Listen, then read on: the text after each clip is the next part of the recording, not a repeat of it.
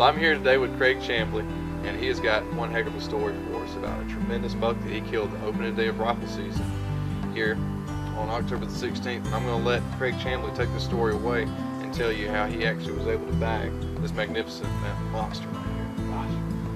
Hi, I'm Craig, and I was fortunate enough to be sitting in the right place at the right time.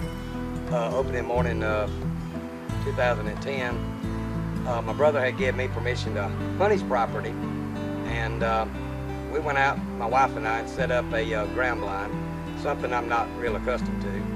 And we set it up, sprayed it down, and got on out of there pretty quick. Went back Saturday morning. I guess I got there around 6:30 or so.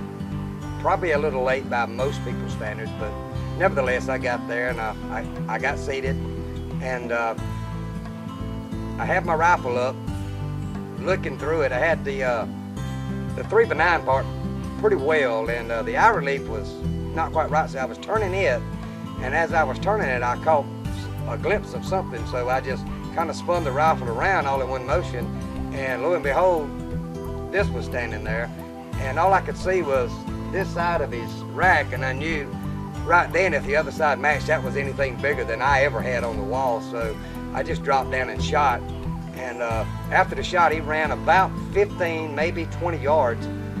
I kept the rifle on him the whole time. I seen him fall, but I've heard too many horror stories about people coming up to deer and then jumping up and running off or climbing down, so I just kept the rifle zeroed in on him.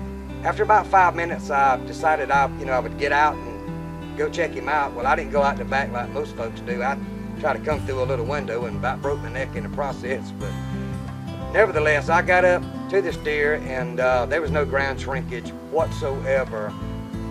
When I picked this deer's head up, it hit me, and I just literally just had to sit down on the ground. I was just amazed at the mass this deer had.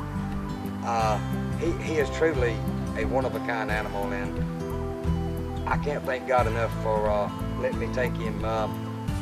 He was gross scored at green at 161 3/8, which I'm pretty sure that will fall way off on the net.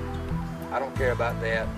He scores a place in our home, and that's good enough for me, and thank you for watching.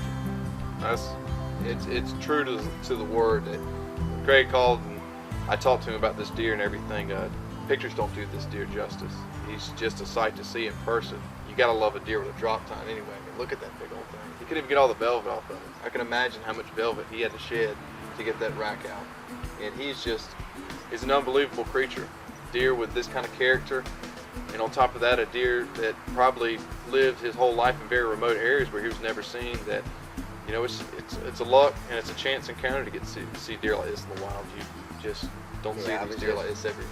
I was just plain lucky, Tyler. I was just, at the right place at the right time. His base measurements right here are 8.5 inches. This is 5 1/4. So